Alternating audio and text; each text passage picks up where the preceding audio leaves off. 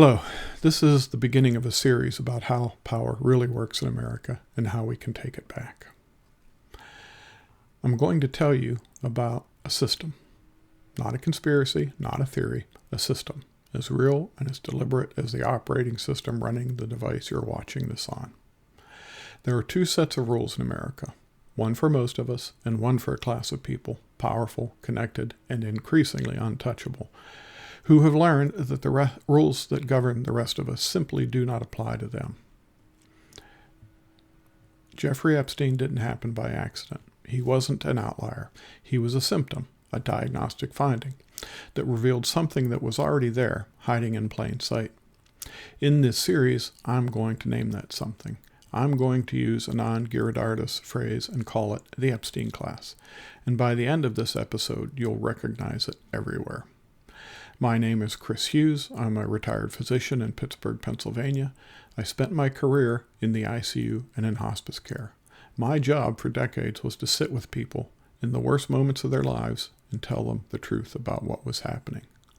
I also used to teach health policy, and I wrote a lot about health policy, advocating for universal health care.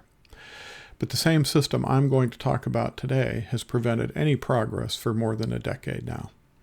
So I am now concentrating my efforts on dismantling the system that prevents any real change in America so that we can then work on all the other important issues in front of us. I'm not a politician. I'm not a pundit.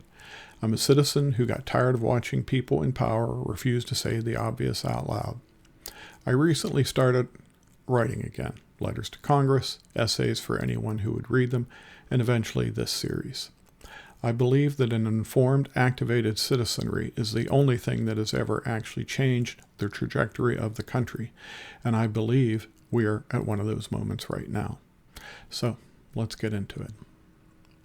The writer Anand Giridharadas put it this way: Epstein wasn't a scandal, he was an angiogram. An angiogram is an imaging test. You inject dye into the bloodstream and take x-rays, and suddenly you can see exactly where the blockages are, where the arteries are narrowed, where the flow of blood, of oxygen, of life flows and does not flow. Epstein is America's angiogram. His case injected dye into the system, and suddenly we could see the blockages, the places where power protects itself, where accountability is routed around the powerful, where justice bends. He was not uniquely monstrous. He was uniquely visible, and what his visibility revealed wasn't one bad man. It was a class. A man called Frank Wilhoit, not a famous person, not a politician, posted something online in 2018 that stopped a lot of people in their tracks. I was one of them. Conservatism, he said, consists of exactly one proposition. There must be in-groups whom the law protects but does not bind, alongside out-groups whom the law binds but does not protect. Read that again. In groups whom the law protects but does not bind, out-groups whom the law binds but does not protect. He's not talking about a political party. He's describing a worldview, a structure of power, the idea that some people are entitled to operate above the rules, and others are expected to follow rules that were never designed to protect them. Now, I want to be precise here. Wilhoit's law doesn't belong to one party. We have seen it operate inside both parties, in Republican administrations and Democratic ones. The Epstein class is not a partisan category. It's a structural one. Trump pardons villains. Obama refused to prosecute the villains responsible for the 2008 economic crash. But right now, in 2026, one party, in its entirety, and the elite of the loyal opposition have made the explicit defense of that structure its governing philosophy. And that matters for what comes next in this series. So what is the Epstein class? Let me give you a working definition. The Epstein class is not just ultra-rich. It's not just politicians. It's a network of financiers, executives, politicians, media figures, lawyers, and enablers who have accumulated enough power, money, and connection that the normal consequences of wrongdoing or even business or political failure no longer reach them. They move between government and Wall Street through revolving doors. They fund the politicians who write the laws. They hire the lawyers who find the loopholes.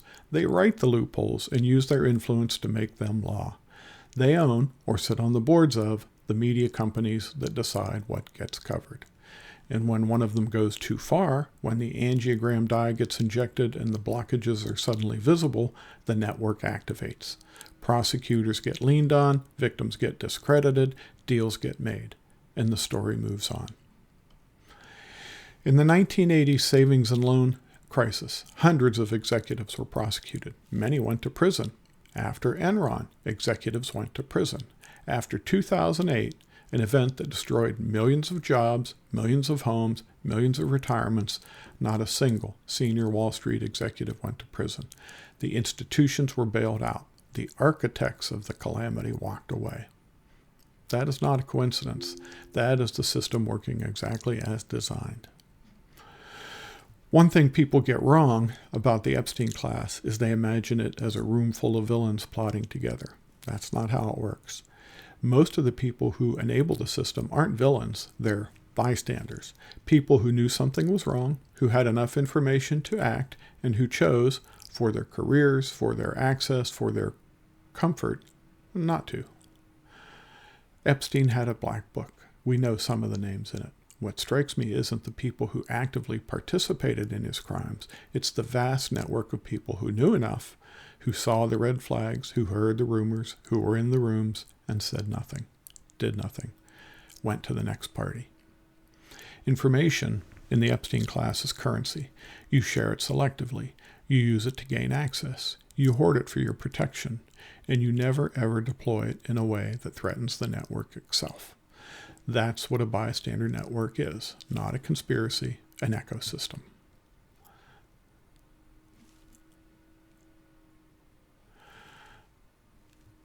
I want to address something directly because I know some of you are thinking it. Is this a conspiracy theory? Am I about to tell you that secret elites are pulling strings behind a curtain? No. What I'm describing is much more mundane than that and more dangerous. It's not a secret. The laws that shield the wealthy are public. The Supreme Court decisions that narrowed the definition of corruption so that bribery is now nearly impossible to prosecute, those are public decisions, publicly celebrated by the people who benefit from them. The campaign finance rules that allow billionaires to flood elections with anonymous money, public. The stock trading loopholes that let members of Congress trade on information they get in classified briefings, known, documented, and barely punished. This is not a hidden system. It is a system that operates in plain sight because the people who run it have calculated, correctly so far, that most of us won't connect the dots or do anything about it. This series is about connecting those dots. Here's something I've been thinking about a lot. When the people see the powerful escaping consequences, crime after crime, scandal after scandal, no accountability, no prison, no consequences, and when the institutions that should explain it won't name the obvious, people don't conclude that the world is random and unfair. They look for an explanation.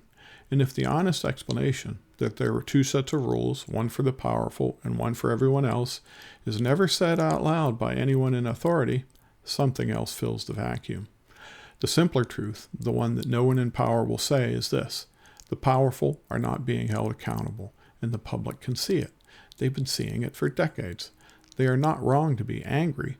They are wrong only about the explanation they have been handed. This series is about giving the right explanation, the true one, the one that is finally becoming too blindingly obvious and historically harmful to America and the world to ignore any longer. Here is the map of this video series. I hope it gives you an idea of where this is going. In the next episode, we're going to follow the money. Specifically, we're going to talk about something called bailout capitalism, the economic doctrine that says when the powerful win, they keep the profits, and when they lose, we absorb the losses.